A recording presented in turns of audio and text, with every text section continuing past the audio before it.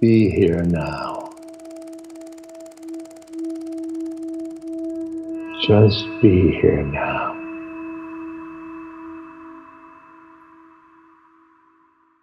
You know, you're allowed to hear Ram Dass say something and be like, I don't love that, and still love Ram Dass. You're allowed to, you know, like the chanting and not understand any of the Krishna stories. That's me.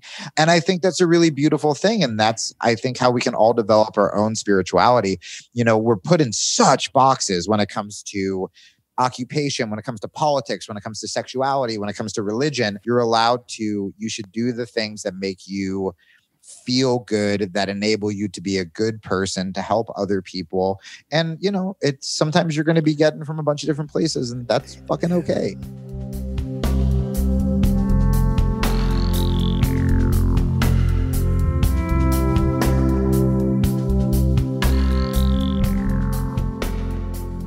Hey everyone, it's Raghu back with Mindrolling, and I'm here with Jamie Kilstein.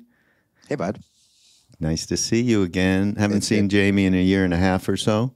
Yeah. Because he moved to Austin with all the other podcasters. It is the Joe Rogan, Aubrey Markus family. It is legally required if you are a white male in entertainment to move to Austin and start a podcast.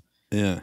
Well, isn't it Elon? Elon moved there too. Elon Musk. Elon is angrily tweeting somewhere around me, I assume.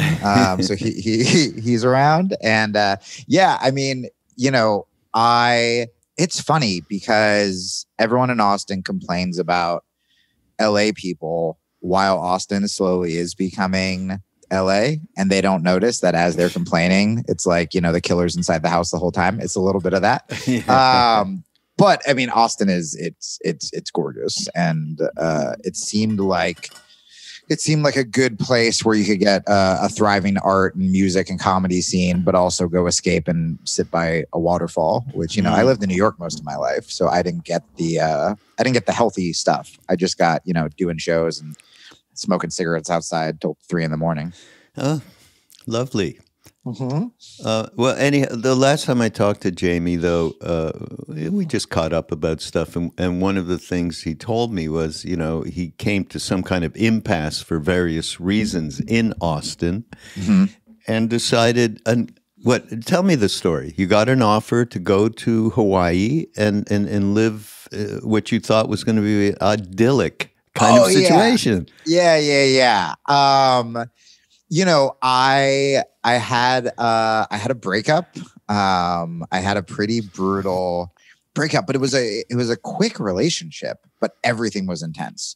And I have this new working theory that sometimes those relationships hit you the hardest because everything is so intense that it doesn't have time to be boring. You know what I mean? Like, we just fell in love right away and moved in right away, and it was intense, and then we broke up right away. And you know, in relationships that, like, there was no time for it to fizzle out or either of us to get bored. It was just everything. You're the only one, and then it was gone. It was just gone.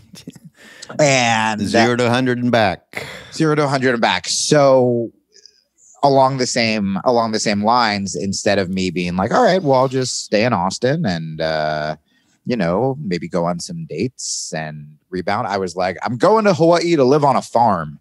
And that is what I did. I went and I lived Wait, on somebody just called you and went, hey, I got a great farm here. Come on over. I mean, it's even weirder than that. But like, I don't want to use. I don't want to. Yeah, keep the yes. No names. A famous person, and they knew people on a farm. And you know, I mean, what may be more relatable for your audience, because I'm figuring out ways to make my insane life relatable for podcasts, because I do a podcast as well, where you don't want to be like, you guys know the situation that everyone gets into where you have a breakup and you get your acoustic guitar and you flee to the Big Island. Podcast name. We got to have that, because I forgot to even introduce you. Nobody. That's okay, bud. You're just a friend. I'm just some lunatic rambling about going to a farm after Amy left me. They don't know Amy. My podcast is called. So I'm a comedian. My podcast is called A F-ckups Guide to the Universe. You have been on it. John Cleese from Monty Python was just on it. Wow. And, you know, we talk. He was the best. We talk about self-help. I mean, I had a really famous porn star on after my breakup to help me with my breakup. The podcast is kind of all over the place. Yeah, really. It is fun stuff, though. Jamie is nothing but fun. Okay, and that's why I love hanging with you. Really. Well, and I enjoy talking to you so much. And you've actually given me some really helpful advice. But to kind of make it relatable for people listening is, I feel like when you discover whatever you want to call it, spirituality, things beyond the material world, there's this, at least with me, and don't get me wrong, I have an addictive personality, but there's part of you where you feel like you've been lied to for so long. I mean, shit, you went to India, right? Where you just go, I got to get out of here. Like, you have to overcorrect. And I've been doing stand-up since No. Can I just say that I have to rebut that? Yes, please. Because that wasn't the reason. The reason was more or less that you're walking down the street and minding your own business, and then someone bumps into you and goes, there's this great ice cream shop. It's called Haagen-Dazs, and it's just around the corner. You should go there. So I went to the Haagen-Dazs store, and I was just in bliss eating this ice cream. That was it.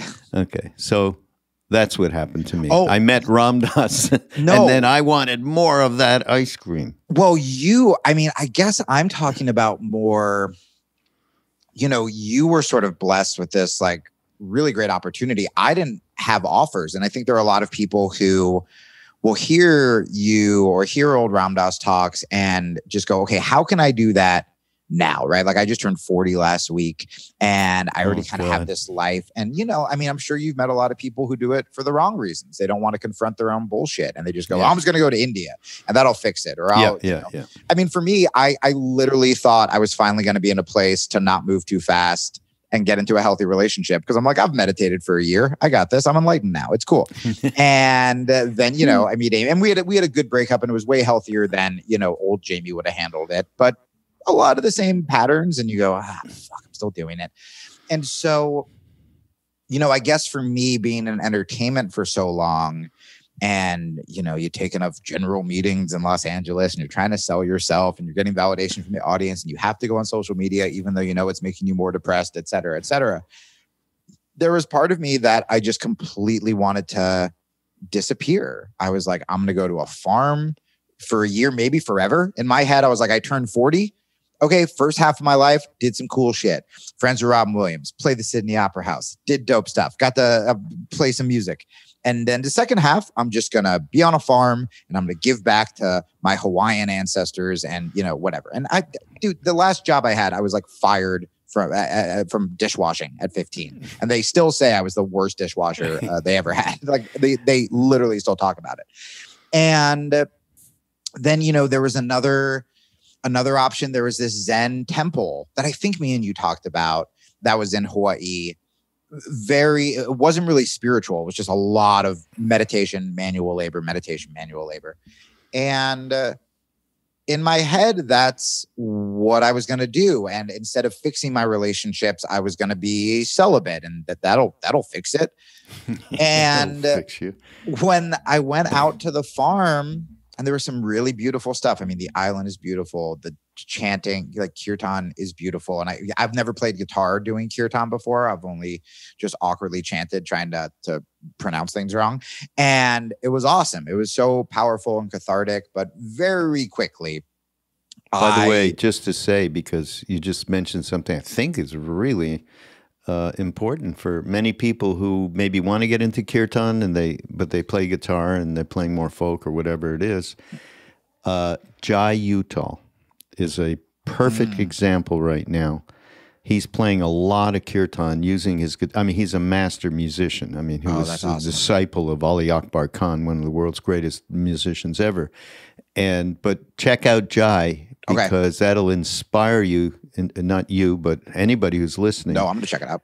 Yeah, related to kirtan with guitar. Well, and just on that note too, I think that, it's like I tell people who ask me about jujitsu or about comedy, where it's, people are so scared just to start, or they think they're going to do it wrong. And it's like, you are going to do it wrong, but also there's no doing it wrong, because doing it wrong is what's going to get it right. Because I remember the first time I went to Kirtan, and I've been performing for 20 years. I was just like, I don't know what this shit means. Does that mean, I'm doing it wrong? Is God going to be mad at me? Yeah. These people look really cool. Like, just give me a drum and I can just hide in the corner. And it's not, it's not about that. You just go and you do it. But I think that and I don't have any solid conclusions yet, but coming back from Hawaii, I'm kind of realizing that, I think it's really important to find ways to get to Zen, or to get quiet, or to, be here now with the stuff you love, whether you are a stay-at-home mom and dad, whether you are a musician, whether you are, because it would almost be easier for me to go to a temple for a year and not make mistakes with girls, or not drink, or not, whatever. But can you do that? Can you still stay kind and not jealous when you're in Los Angeles? Can you stay healthy when, I have 2 shows tomorrow night, and one of them starts at 11 and is literally called The Filthy Show. It's like, can I not be a degenerate at that show? It's like, of course I won't at a temple. Although I feel also like I would be the kind of person that would try to unionize the temple, or it's like, we need benefits. But I don't back to the farm though. What happened? Yeah. Okay, so I know you want me to talk about this so bad. I can't. I don't want to say anything. I've been thinking about it nonstop since we talked. Well, it was just. I had a similar experience once. Okay, they were some of the kindest people I've ever met. It's just, I think, like any sort of organized. I didn't know the difference. It had a fundamental aspect. We can say that, can we not? Fundamentalism was involved. I just didn't know. I didn't know the difference. Like, I thought all kirtan was sort of the same. I thought that, I didn't really know the difference between what, let's say, you guys did and more like strict Hare Krishna. I think that the way I felt about that was kind of the same way I feel about all religion, where it's some of the traditions are so beautiful, right? Jesus helped the poor. Buddha talked about enlightenment. Go help your fellow man. Chant the name of God, whether it's, Jesus or Krishna or whatever. I think all that is cool. It's whenever I start getting the religious lessons about, and if you don't, or like, this is, here are all the people that like Krishna killed, or here are all the people that, this dude fucked or whatever. And I'm like, that stuff I don't need.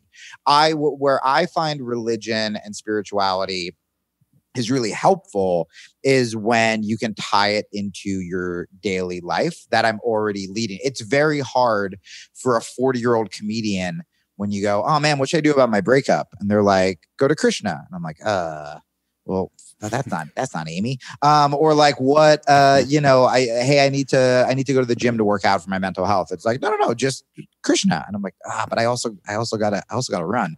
It's one of those things where I think that adding religion, I mean, the same with anything, right? With religion, with psychedelics, with adding it to a already healthy life where you are self-aware and you are working on yourself is so positive.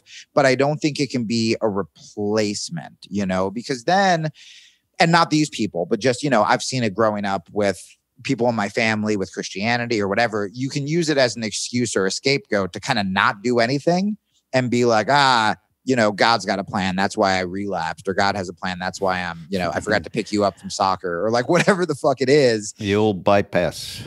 That's what it is. And I think we talked about a lot of bypass. And that's just fundamental to everything that is polarized, including whatever particular tradition one may or may not be involved with. But here's why I loved the story. So, yeah. How long did you Raghu spend got a very uncensored on the phone, Jamie having a breakdown, saying things that I can't say on a podcast story. We should put that up on like one of our Patreons. Yeah. That's our paywall. Anyhow, but the bottom line was, of course, how long were you there? in Hawaii? Only a couple weeks, and then I thought me and my girlfriend were going to get back together. That was another thing. I couldn't even throw myself into it because my ex, and like I said, we're on fine terms, but like she saw I was killing it, and then she started sliding into my DMs and talking to me again, and then she was like, "You should come back, and we should be together, and you should move back in." And I said, "Oh, so long, Krishna." And I grabbed all my stuff and I fled and I left. And then on the plane ride back, she talked to her friends who I don't know her friends. And I literally landed, dude. I landed in Austin with my stupid acoustic guitar, like a sad inside Llewyn Davis and my dumb little backpack. And she's not, I went from I'm moving back in with the love of my life to like, I don't even have a ride from the airport. Like it was like, I talked to them and they don't think it's a good idea. And I was like, what's happening? So, and then that's when, it was really cool. That's when I decided, kind of out of desperation, but I doubled down on comedy, which I'd never done. I talked to my friend Paul, who was featured in that new amazing George Carlin documentary on HBO Max. I haven't seen that. Wow. It's phenomenal. And, Kelly Carlin, George's daughter, is a really good friend of mine. Yeah, I'm sure you do. Right. Yeah. You guys do cross circles. Yeah. Her and Paul gave me my first TV appearance. Oh, wow. And so Kelly's always been huge for me. And obviously her dad was. And I was watching that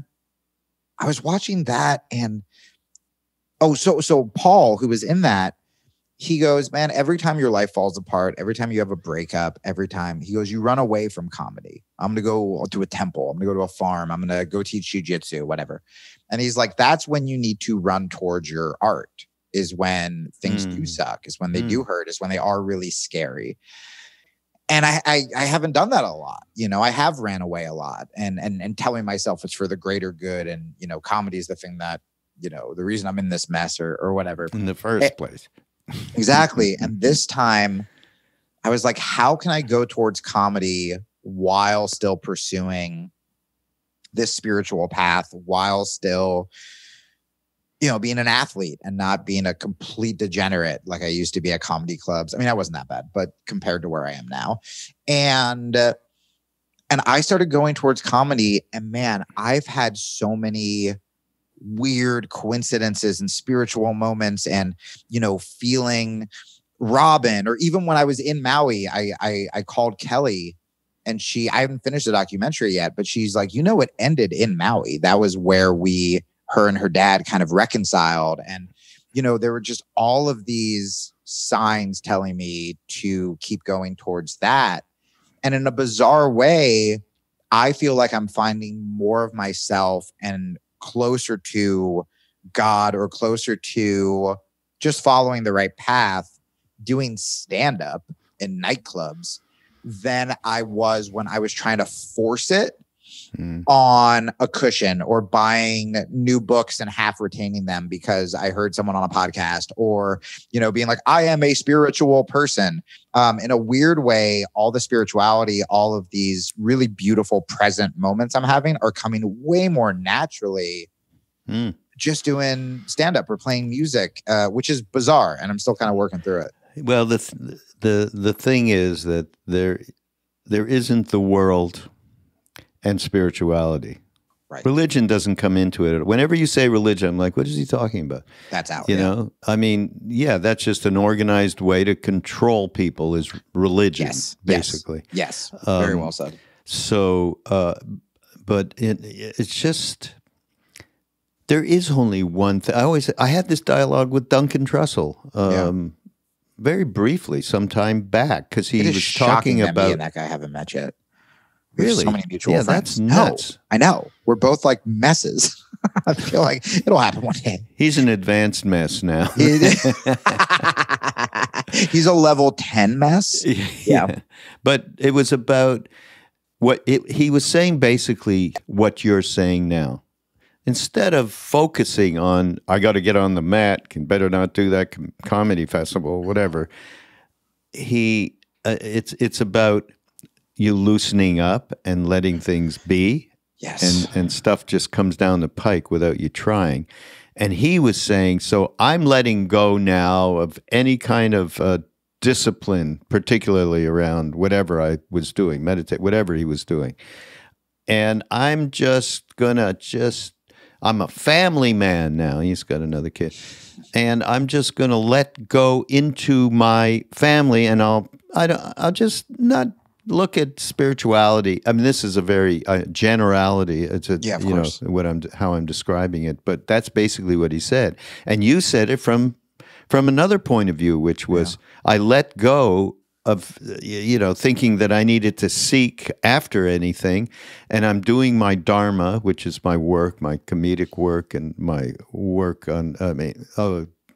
Jamie is amazing at jujitsu, by the way, everybody. And all the things that make up your life, so there's a great thing in the Ramayana, that other text. So the Bhagavad Gita, comes from the Bhagavatam and the story of Krishna and so on.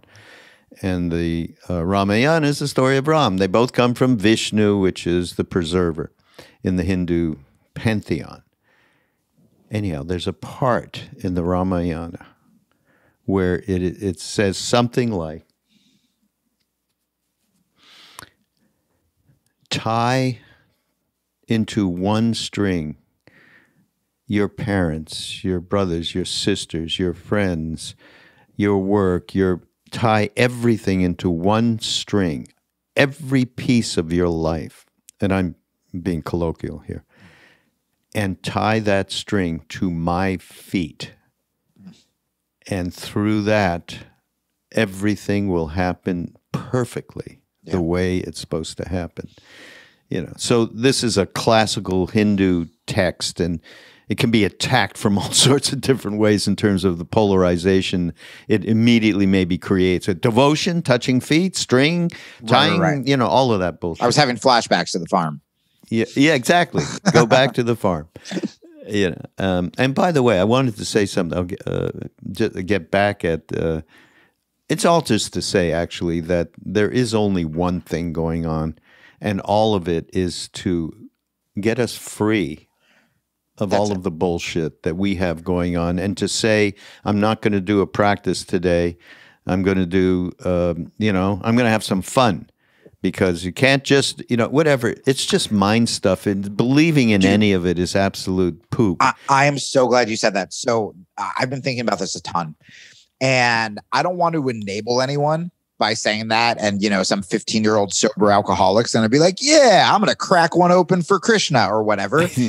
But, you have to be self-aware, right? If you find yourself going, oh, I don't need to meditate, or I can drink a little bit, and it starts to go off the rails, you have to have the willpower and the self-awareness, most importantly, to pull it back, Well, I don't know if you're going to, like the action of I'm going to do anything. I have to revert to a mentor of mine who used to give me the gears on a day-to-day basis. He was one of the closest beings to Neem Karoli Baba. We just did a movie that'll come out in the fall called Brilliant Disguise.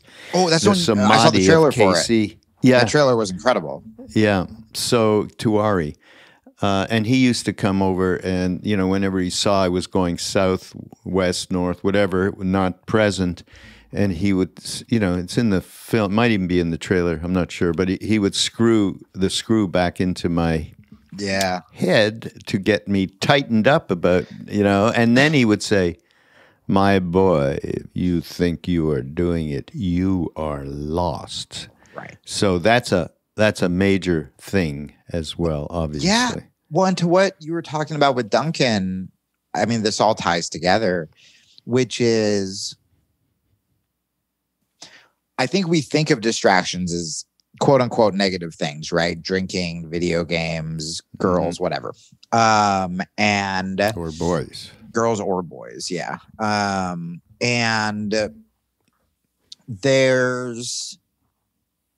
we don't think that things like meditation or, can be a distraction because those are healthy things.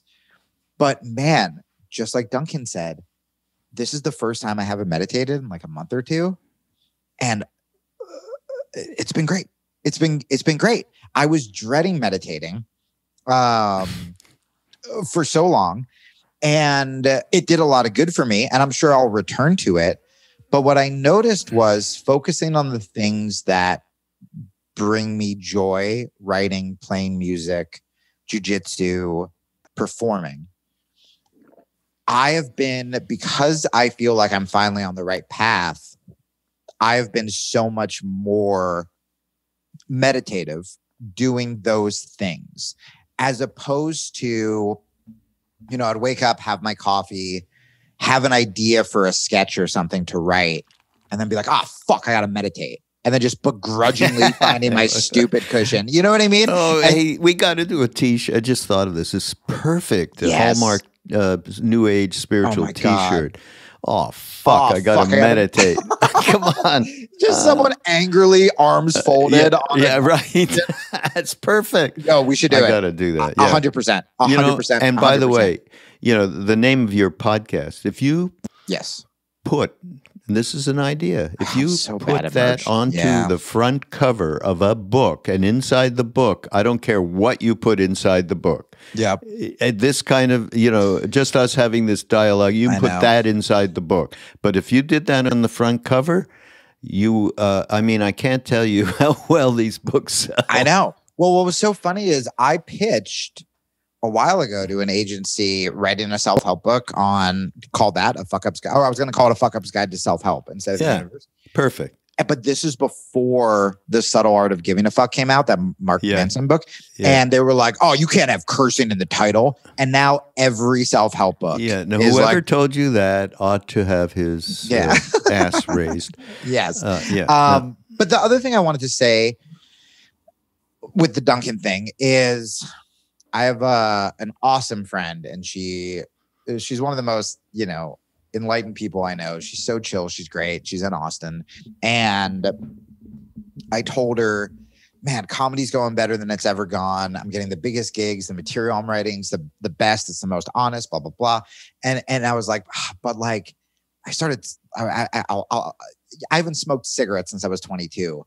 And I started kind of socially smoking at clubs and not getting drunk, but having a drink or two, which again, for normal people isn't bad, but I'm a person of extremes where I'm either just doing jujitsu and waking up at 5 a.m. and purely healthy.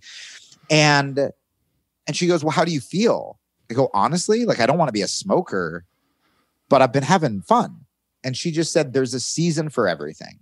And I thought that was such a beautiful way to put it, where it's like, yeah, if you are, again, being self-aware, and if you're sort of following the path you're supposed to be on, you'll feel when you need to stop. And I felt like I needed to stop with cigarettes. And, you know, I just went to Maui for 5 days. Wasn't even tempted. Now I'm doing shows tonight. It will be far more tempting. But it was just one of those things where I've never let myself fully, I've had such shame with so many different things that I've never let myself just fully commit to something and just be like, you know what? This is a night where all the other comedians, they're having a drink and they're smoking cigarettes. I'm just going to do it without hating myself. And then the next day I'll wake up and I'll go do jujitsu and train. And, you know, my cardio is not as good if I'm out all night smoking, but probably not. Everything else has just sort of been self-correcting by just letting it be. And again, you don't want to do the spiritual bypass thing, but also like Ram Dass says, you don't want to do the horny celibate thing. Cause I'll tell you, when I'm trying to be celibate, that's the time I'm like, maybe I should call that crazy ex back just cause I'm so fucking pent up, as opposed to when I'm just letting myself be or flirt back or, you know, gave someone my number in Maui or whatever. It's just sort of fun and I'm not overthinking it, but being like, I have to be celibate or being like, I have to find this person and on dating sites all day. I don't know. I think both of those can lend itself to go in a negative direction. Okay. So the key to it all, from my point of view, after doing all this stuff for years and years, is as far as meditation or any practice, let's call it practice, any practice you do or you stop doing or you start again or whatever your relationship to it is, and everything else you're doing, from work to relationships to family to all of it, every one of these things is you are in relation to something and somebody. And idea that of mindfulness, but not the judgy mindfulness, not the guy gal that's up there with the eye that's usually around. Here's my story, and I believe it entirely. In fact, I believe every damn thought that I have. Right. Okay, that's not the perspective. The perspective is that's why Ram Dass's thing of getting out of your head and into your middle of your chest, the deepest part of yourself through the middle of your chest, and breathing in and out of there, hopefully several times a day, to just get that presence. Yeah. From there, you see your motivations without judging them, so they have a chance to dissipate. Yeah. You see the jealousy, the anger, all of it, and it's not like it goes on, but there's a different place from which it goes on, as from day to day to day.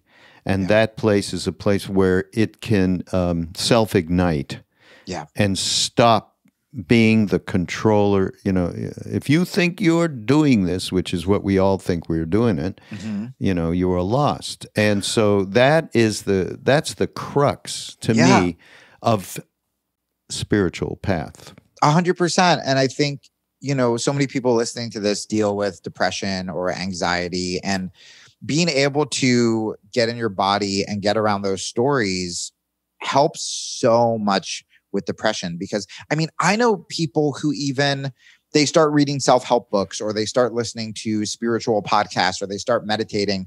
And then when they get depressed or pissed off in traffic, they get even more mad at themselves because they go, well, I guess this isn't working. I remember the first time I read about positive thinking. This is a true story that sounds like a joke, and I wish it was a joke. I was reading about positive psychology or positive thinking or some like Joe Dispenza, Tony Robbins shit. And I couldn't think positive. This is when I was like spiraling. I was so depressed.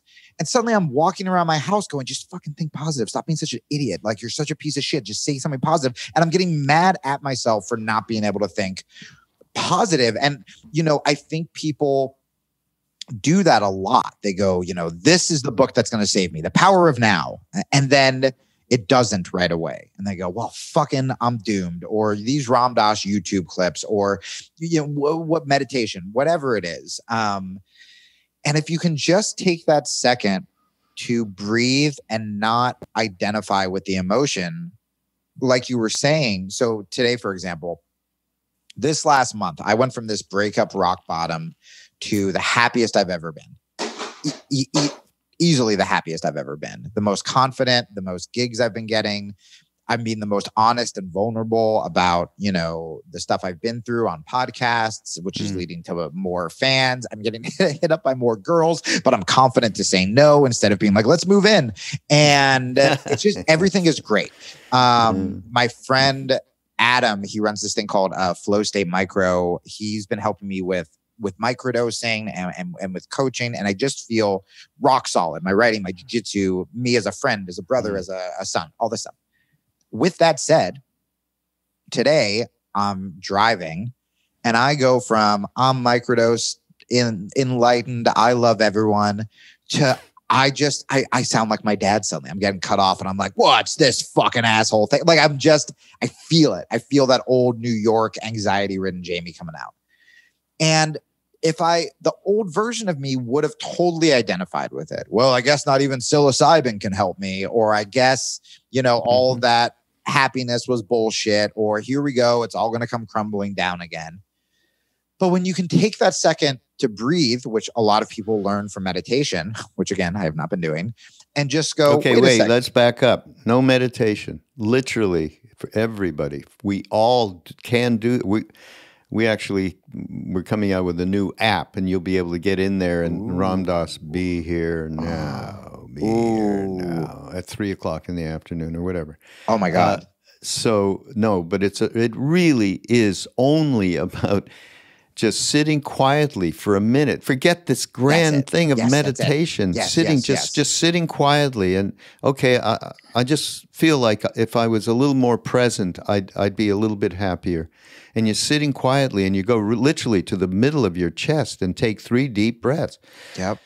In and out. Then suddenly you'll find yourself Wow. And okay. There's a real spaciousness suddenly. There's a presence. I'm not chasing the bullshit in my head. I'm not judging anything.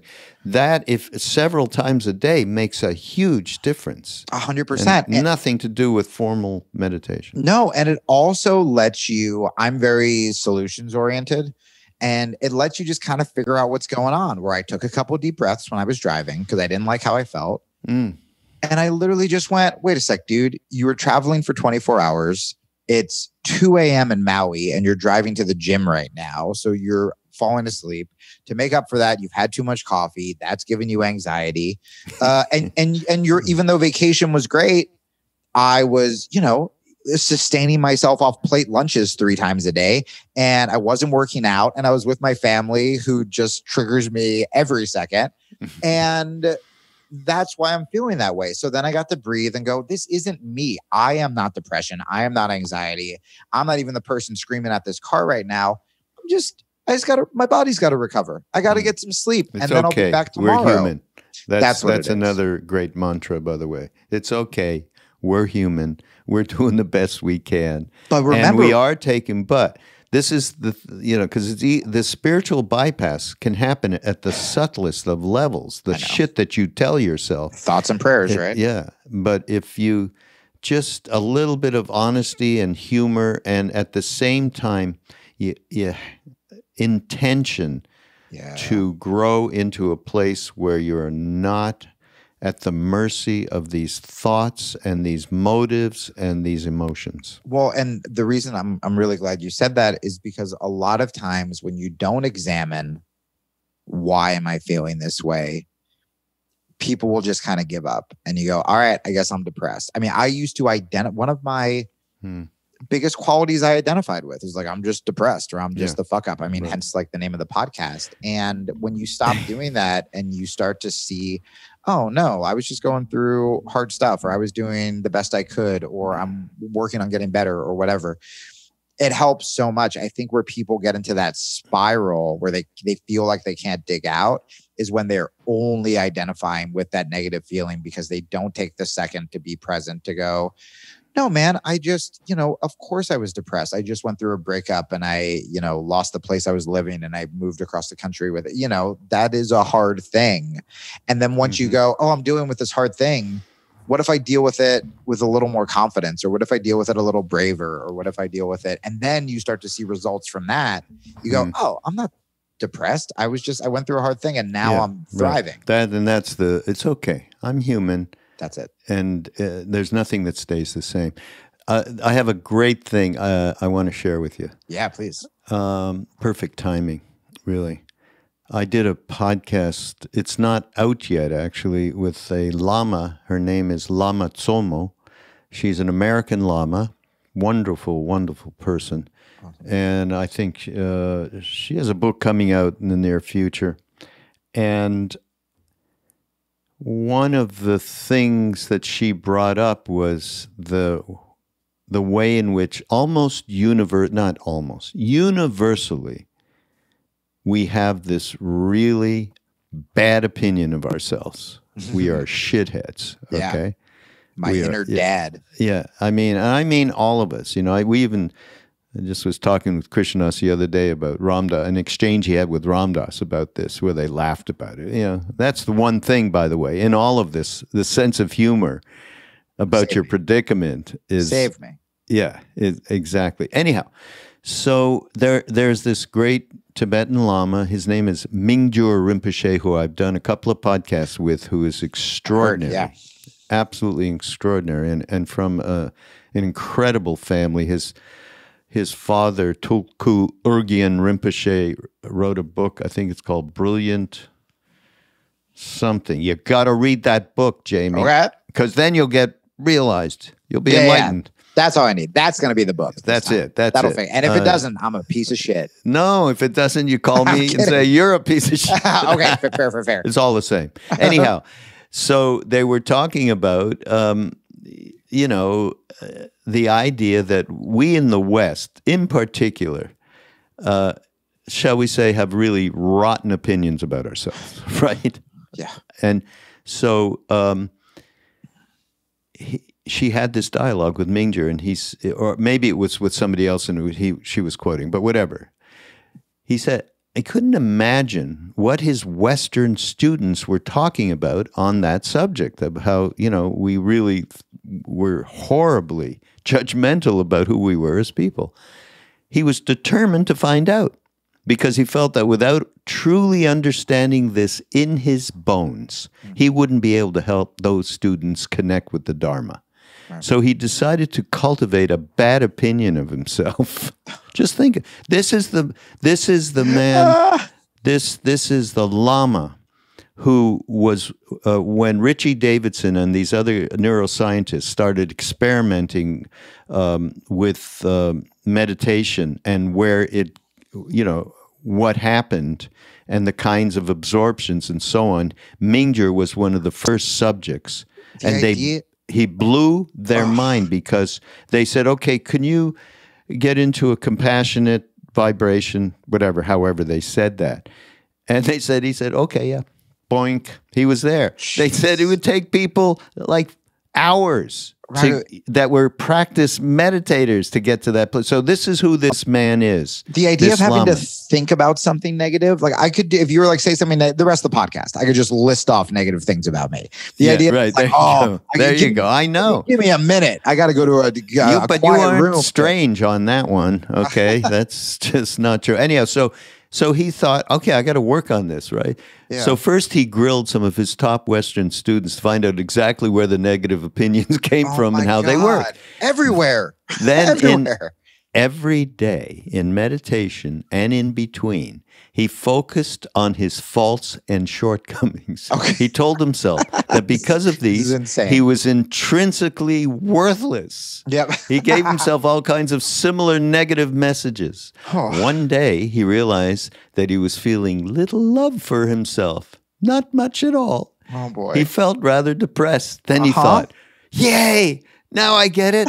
I don't like myself now. How wonderful. Now that's compassion. Needless to say, he resumed his usual practices and came back to his usual joyful state. So the moral of the story is start with love and affection for yourself. Man. By the way, please, we'll have in the show notes links to Mingjer Rinpoche, the other. He was in Nepal. Actually, Krishnadas and I chatted with him. And it was like perfect reception. It was unbelievable. Yeah. But the joy, this man is like joy. And he went in there and did that to himself for us. The New Yorker in me hears that story and just goes, fuck that guy. Fucking being so happy. I mean, that's incredible. And you're right. We torture ourselves more than anyone could torture us. Even when you are being antagonized, they are just hitting nerves or solidifying stories that you have in your head. And that is the beautiful thing about humor. And the more I've been throwing myself back into stand-up, especially when there's so much horrible stuff going on in the world, it has been so powerful and so cathartic to me.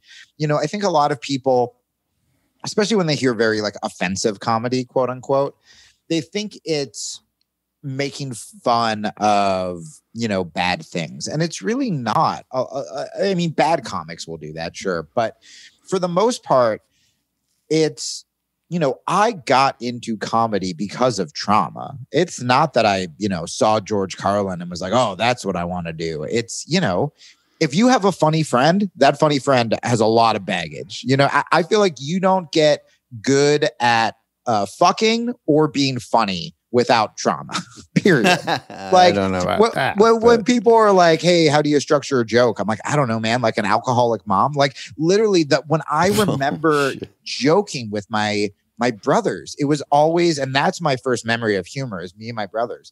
It was always something really heartbreaking happened. And we would sit around and we would be crying or trying not to cry. And the first person who made a joke, and it was always an offensive joke because what was happening around us was horrific, we would suddenly start laughing so hard. I mean, this week on vacation, we were laughing about the darkest stuff that all of us have been through. Divorce, alcoholism, you name it. And I was laughing till like, I've hung out with the most famous comedians in the world. And this is the hardest I laughed because it's so cathartic and it breaks you open in a way that nothing else can. Now, if you're using humor as a defense mechanism and you're never actually going to grapple with the real situations, okay, that's not great, right? But if you can use humor to laugh at yourself and laugh about the trauma and sort of breathe easy. Yeah. Once that happens, that's why I always talked about politics. Once that happens, you can start actually coming up with solutions, you know, like I've started going on some more right-wing shows and I'm very liberal. And, you know, a lot of people, I think even people close to me will get upset if I go on these right-wing shows. But the reason I do it is you know, a lot of times the left, we're very happy. I'm sure this term has never been used on the show, jerking each other off in an echo chamber. And for me, if I can go on these right-wing shows and I can make them laugh and still talk about things I care about, still talk about a woman's right to choose, still talk about Black Lives Matter, still talks about, you know, what happens. I mean, shit, I went on Glenn Beck's show and talked about Palestine. And oh, really? Yeah, of course I did. And I got so many messages from people saying, hey, I don't agree with you, but you were really funny, or I'm glad you're willing to talk to someone who disagrees with you or whatever. Now, do I think that me going on a right-wing show, you know, some conservative family is going to go open up like a mom and pop abortion shop or start marrying gay people? Like, probably not. But it's enough for them when they go, oh, all liberals are these preachy assholes, whatever. Maybe one of them goes, I don't know, man, I heard this one comic and he was cool and you should check them out. And then they start following me on Instagram and now I'm talking about depression and they go, oh shit, I have depression too. And then maybe when I do post something about gun control or about whatever, they're willing to have a dialogue, you know, and I found that a lot. And so humor, one, can be really great to deal with your own trauma, but also to bridge these gaps we have. And right now, I know we're more divided than ever. And people don't want to talk to the other side because they're either just like, you know, you're a Nazi or you want to cancel everyone, or they think these extreme whatever. But man, I think it's more important than ever to talk to people who disagree with you, not online, but in real life. And yeah, man, humor is a huge way. When you can make, every time I'm talking to a conservative, if I can just make fun of me first and they go, oh, exactly. It's huge. Yeah. Well, in the film Becoming Nobody with Ram Dass, and at one point he's asked by the director, well, what's the most important advice or things that one can do on the path, right, to advance our cause? And he said, love and humor. Love and humor. And you know, Ram Dass said many a time that taking yourself seriously is the first item at the top of the list, alongside of, you know, the realization of the way we talk to ourselves. You wouldn't talk to your friends like that, you know. So that, what I just said, the whole Mingyur Rinpoche thing, where he didn't understand that in the Western mind, and he actually found it out by cultivating it. So that shows one other thing, though. What you cultivate is what you get. Okay. So, you know, again, the bypass thing about, I'm not going to do any spiritual, I'm not going to meditate anymore, because it was just giving me, I should, and I'm not going to should anything. On the other hand, that can be a little sidestep. And, and check this out. It's, you know, when that sounds so preachy and fucked up. Okay. No, I love it, because when I wasn't doing stand-up, part of the story I told myself, it's like, that's not spiritual. And you look at, you know, what Ram Dass said, I was like, oh, I mean, I sounded like an old dad from the 1920s. I'm like, oh, I'm in nightclubs and they may play jazz music. And, you know, I was like, I have to meditate and I have to read these books and blah, blah, blah. Whereas, no, going out and making people laugh, actually, it is a very spiritual thing. And, you know, I mean, I remember when I had Pete Holmes on the podcast and we talked about Ram Dass being funnier than the comedians we know, and how important. I mean, that was why he was the spiritual teacher that I related to. Lenny Bruce of first. Spiritual rap. Well, that is Ram Dass. Great way to put it. I've never heard that. Yeah, 100%. And again, following these these signs, and being open to them. And that's another reason being present is so important. Like I'm pretty sure you've told me that quote, or I've heard you say that on a podcast before, but I was so determined to not do comedy. I just ignored it. But when you can just like let go and be like, hey, just be guided to what you're supposed to do. Just say yes to the things that your gut tells you to, even if you're a little nervous. Intuition is a huge deal. Trust and intuition is always top of my list. Hey, we're getting close here. And I wanted to ask you, because you are very much a Renaissance person. Yeah. I do all the things that a girlfriend, from sports to relationships, to fundamentalist farms to comedy. You got it all going, but you also play music. I do, and that's what we got back in touch. We stay fairly good in touch, but you're just tell me what you're doing with your music part of your career. Well, so career, life, whatever. So essentially, I've always wanted to play music.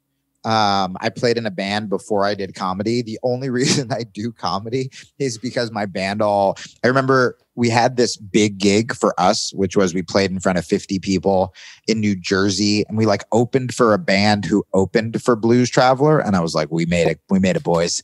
And it was just like a jam band. And we would just smoke weed and listen to Fish a lot and then do a bad version of that. And I remember I gathered everyone in the basement. And I was like, we got to talk about tour and merch.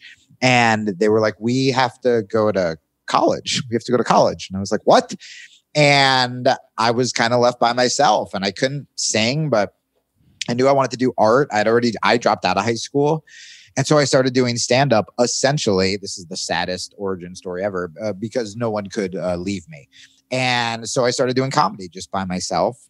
And maybe about 8 years ago, when I went to the Edinburgh Fringe Festival, I was kind of doing more. The comedy was fast. It was very ranty. And I would start to have musicians come up on stage with me and just improvise, just play along with me. And then I opened for some bands. Like I opened for Talib Kweli, the rapper. I opened for Bad Religion, the punk band. And, did some stuff. Musicians always were really drawn to my style of stand-up. And so what I always wanted to do was do it behind a band because, sometimes with comedy, you have a lot of serious points you want to make, but you have to just be funny. Sometimes when you're trying to make serious points, you want to make a joke. And I was kind of figured, well, if it's behind music, it's just poetry, essentially. And the jokes, I never wanted to do jokey music. Jokey music was always like in comedy clubs. It was always a kind of shitty guitar player and a kind of shitty comedian, and he would put together song parodies, and then, you have a kind of shitty music act. The musical acts that I love were people who you could watch fully as a musician because they're so good at music, or fully as a writer because what they're saying is good.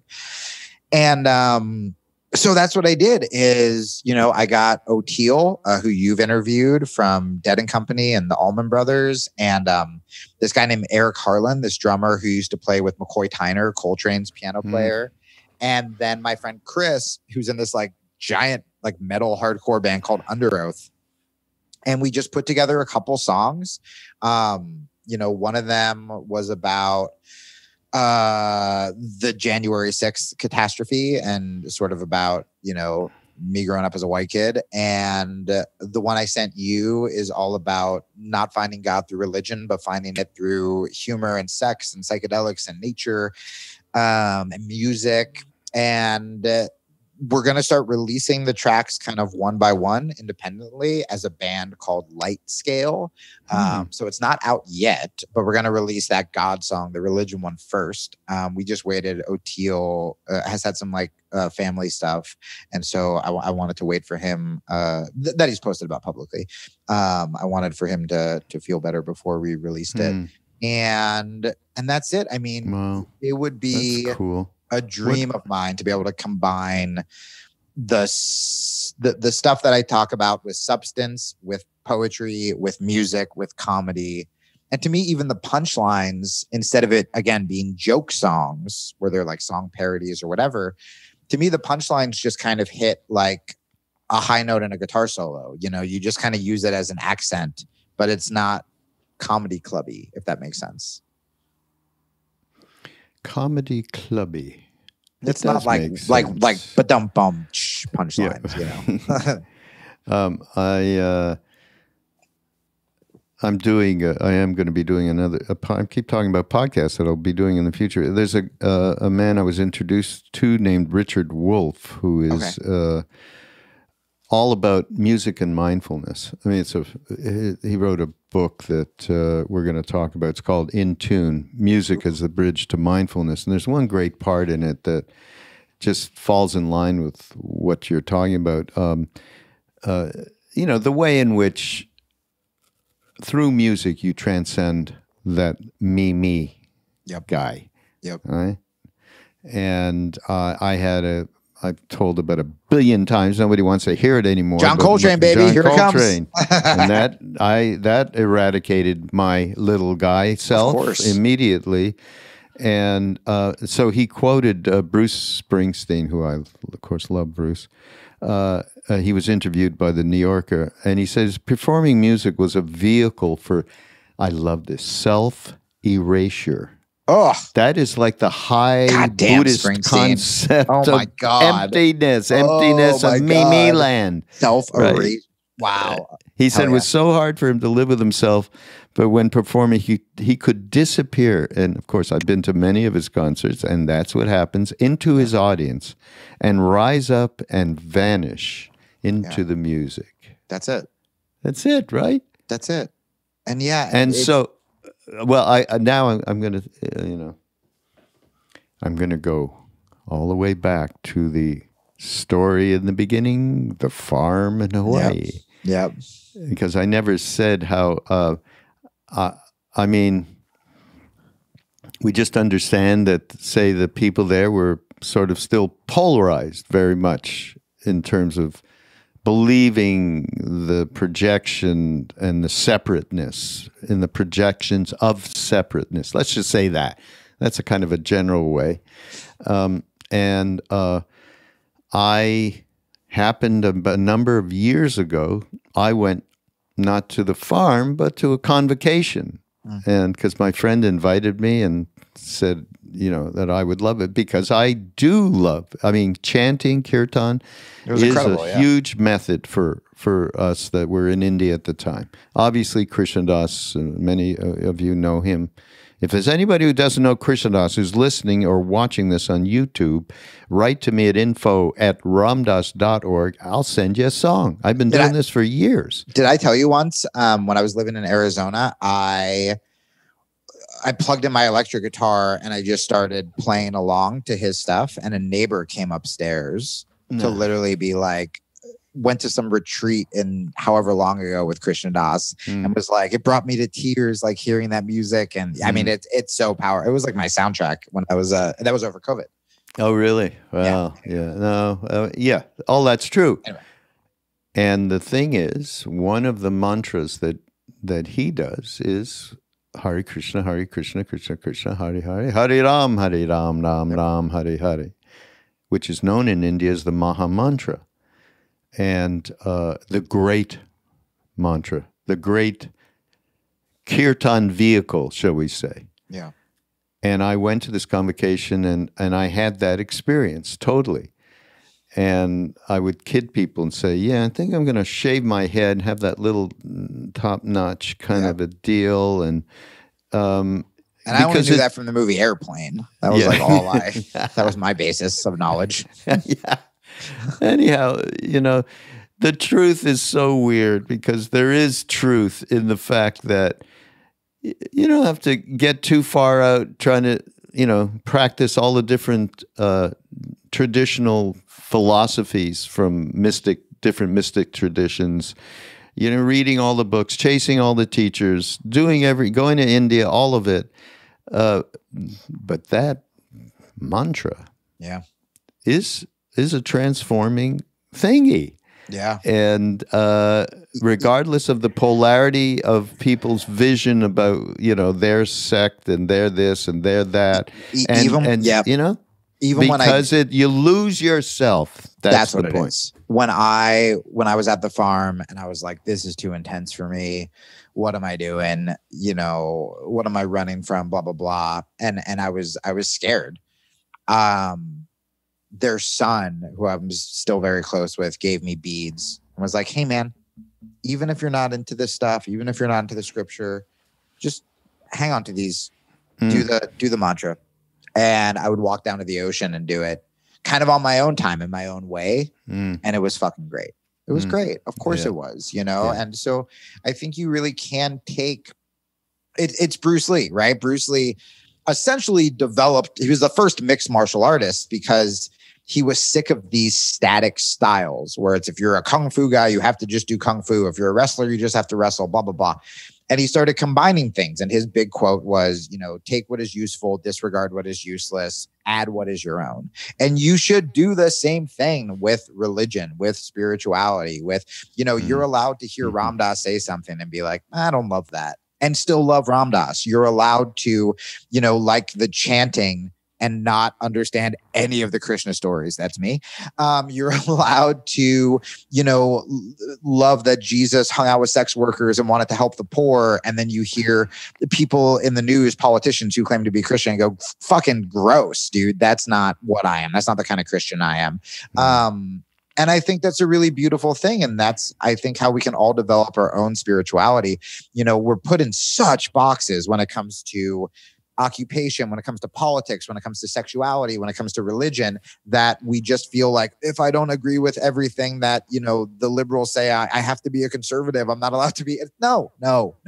You're allowed to, you should do the things that make you feel good, that enable you to be a good person, to help other people. And, you know, it's sometimes you're going to be getting from a bunch of different places, and that's fucking okay. Yeah, it's all okay. And then at the same time, it's all true that there is a one thingy inside us, called the guru. God, guru, and self are one.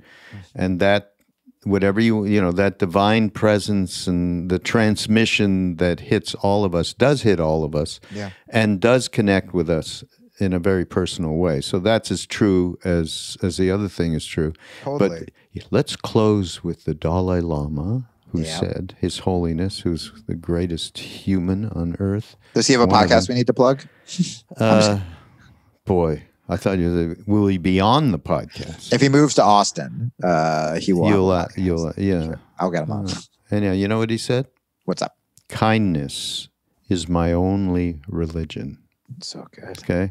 That's it. And that's the bottom line. That's it. If that's not happening, it doesn't matter how much you're meditating or not, or jumping up and down and doing yoga, whatever you're doing, breathing in and out 1 billion times, doing 1 million prostrations at, you know, in Bodh Gaya where the Buddha was enlightened. It doesn't matter.